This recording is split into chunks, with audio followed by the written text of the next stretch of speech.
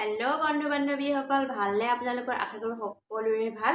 আজি মই আপোনালোকৰ কাৰণে লৈ আহিছোঁ আকৌ এটা নতুন ৰেচিপি। চাওক আজি ৰেচিপিটোতনো কি কি আছে। এয়া দেখিছে মই এটা কলডিল লৈছোঁ, আৰু এইপিনে এয়া দেখিছে এটা মিডিয়াম চাইজৰ আলু লৈছোঁ, 3টা মিডিয়াম চাইজৰ পিঁয়াজ লৈছোঁ, আৰু এইপিনে এয়া দেখিছে এয়া মাছৰ মূৰ অলপ লৈছোঁ। এয়া দেখিছে নহৰু লৈছোঁ, 2টা কেঁচা জলকীয়া, একত আদা লৈছোঁ, আৰু 2 খিলা তেজপাত। আৰু এয়া দেখিছে অলপ বুট দালি লৈছোঁ। এয়া হৈছে পিঁয়াজৰ নলা, আৰু এয়া অলপ পাঁচফোৰণ মছলা। চাই থাকক ভিডিঅ'টো, মইনো কেনেদৰে ৰেচিপিটো ৰান্ধিছোঁ।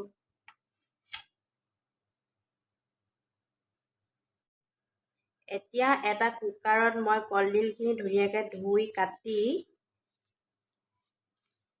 বইল হ'বৰ কাৰণে দিম। আলুটো মই ইয়াৰ লগতে ভৰাই দিছোঁ। বুট দালিখিনিও মই আধা ঘণ্টামান পানীত তিয়াই লৈছোঁ। এতিয়া মই ইয়াতে দি ধুনীয়াকৈ ঢাকোন মাৰি দিম।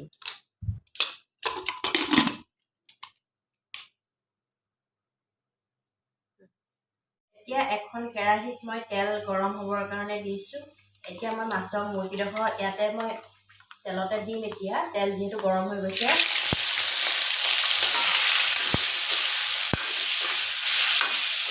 নিমখ হালধি ভালদৰে মিহলি হ'বৰ বাবে মই অলপ লৰাই দিছোঁ।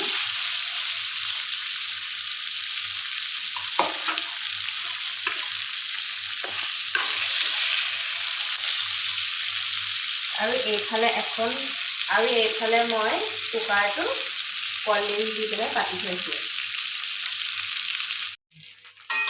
আৰু এয়া দেখিছে মাছ ধুনীয়াকৈ ফ্ৰাই হৈ গৈছে। এতিয়া মই এটা পাত্ৰত মাছকেইডোখৰ কাঢ়ি লৈছোঁ।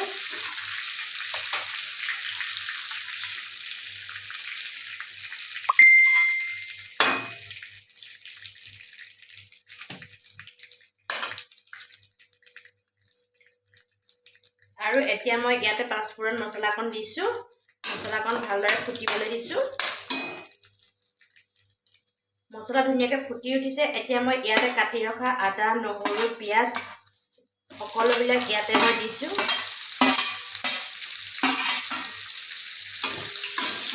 পিঁয়াজখিনি ৰঙচুৱা হোৱালৈকে মই ধুনীয়াকৈ ভাজি ল'ম।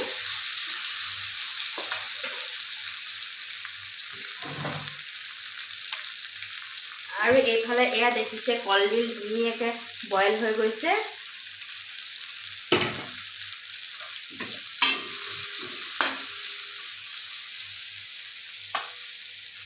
পিঁয়াজ ধুনীয়াকৈ ৰঙা পৰি সিজি আহিছে। এতিয়া মই ইয়াতে কলডিলখিনি দিম।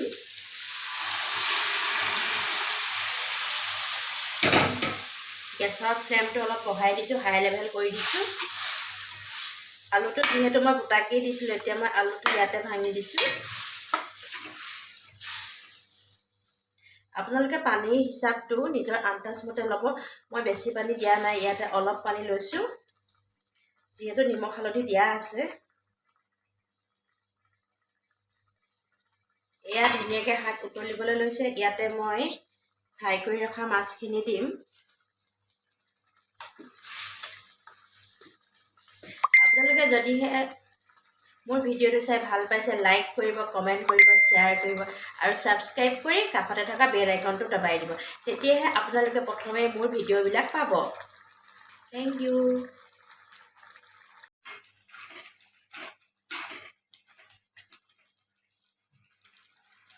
এয়া দেখিছে শাক ধুনীয়াকৈ হৈ গৈছে। এতিয়া মই ইয়াতে কাটি ৰখা পিঁয়াজৰ নলাখিনি ইয়াতে মই দিছোঁ। পিঁয়াজৰ নলা দিয়াৰ পিছত বহুত সময় নাৰাখিব, নহ'লে গোন্ধটো নাইকিয়া হৈ যাব।